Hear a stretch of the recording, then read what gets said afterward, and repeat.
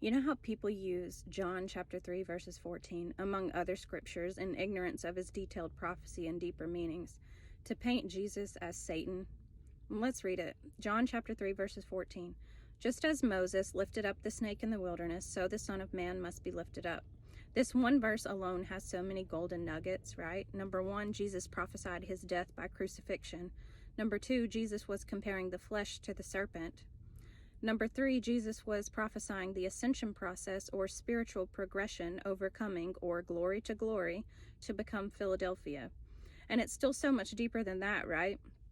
So in Numbers chapter 21 verses 6 through 10, when the children of Israel murmured and complained in the wilderness, the Lord sent fiery serpents that bit them, and many died. Moses prayed, and the Lord told him to make a bronze serpent and put it on a pole, and everyone who was bitten would look at it, right, and live. Isn't there fiery serpents that go around today biting people, like per Revelation 9? The same fiery serpents that were around in Jesus' day. Didn't Jesus call the religious folks, the priests, the scribes, and the Pharisees, serpents and vipers in Matthew 23? Now, what is a fiery serpent? Well, mythologically speaking, it's a dragon, right? But realistically speaking, it's a venomous snake, like a pit viper. But nevertheless, dragons breathe fire, right?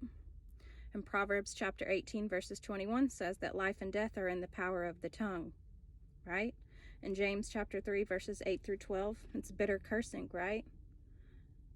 Do bitter water and sweet water come from the same well? I'm paraphrasing here, but no, right?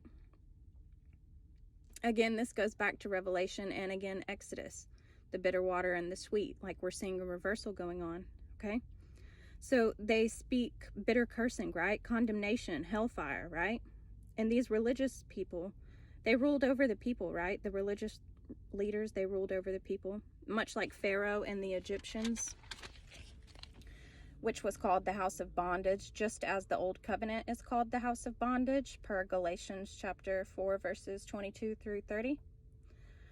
But let's go back to Exodus chapter 7 verses 9 through 12. When Aaron cast his rod down, and it became a serpent, and then Pharaoh's magicians cast their rods down, and they too became serpents, right?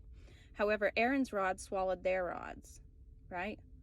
Now, in Revelation chapter 13 verses 14, the beast had a head wound, right, by the sword. In Revelation 17, the heads are mountains. This head wound was prophesied in Isaiah chapter 25 verses 6 through 8. And in this mountain shall the Lord of hosts make a feast of fat things, a feast of wines on the lees, of fat things full of marrow, of wines on the lees well refined. And he will destroy in this mountain the face of the covering cast over all people, and the veil that is spread over all nations. He will swallow up death and victory, and the Lord God will wipe away the tears from all faces, and the rebuke of his people shall he take away from off all the earth. This head or mountain was Golgotha at the crucifix of Jesus, right? He swallowed up death like Aaron's rod swallowed up the magician's rod, Pharaoh's magician's rods, right? And it's also interesting because he says he was going to make a feast, right? The Lord said he was going to make a feast. And he was talking about this prophesied the crucifix, right? And we're told that we have to drink his blood, right? And eat his flesh, even though it was symbolic, right? That's the feast, right? And we have a feast to go to. Do we not have a wedding feast that we are to be attending, right? And what did the children tell Pharaoh? Like, what did Moses and the children of Israel tell Pharaoh? Like, they had to go, like they had a feast that they had to go to, right? In the Exodus.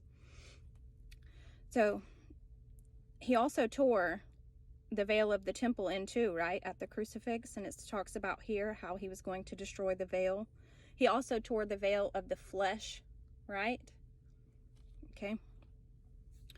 And as for the pit of vipers and the other head wound, or mountain, it was prophesied in Isaiah chapter 27 verses 1.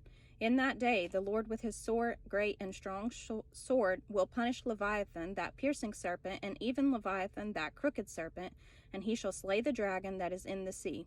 And verse 9 goes on to talk about the destruction of the temple. The head wound was the Temple Mount at the destruction of the temple in 70 AD, the end of the Levitical priesthood, and the end of the Old Covenant, as Isaiah 28 goes on to describe. The two Leviathans are Levi and Simon, right, the priesthood. A piercing serpent because they had him crucified, right? piercing his hands, his feet, and his side. A crooked serpent because they turned his judgments into wickedness, right? And the wordplay on Leviathan from Job 40 is because of their pride, right? Isn't that how all the other kings fell, right? Pride. So you see how all this tells a bigger story, and how Exodus prophetically pointed to the leaving of the old covenant and entering into the new covenant, right? From bondage to liberty, from death to life, right? Y'all better come out of Pharaoh's house. Have you read the plagues? Like, y'all better put the whore's cup down, okay?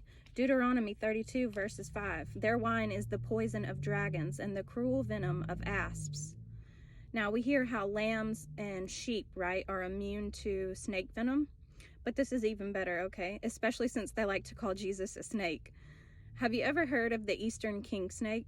Well, they are resistant to the venom of pit vipers, such as copperheads, the cottonmouth, and rattlesnakes. They are also known for eating other snakes, right? Even venomous ones. And that's how it got its name, the king snake. So y'all better put some respect on his name.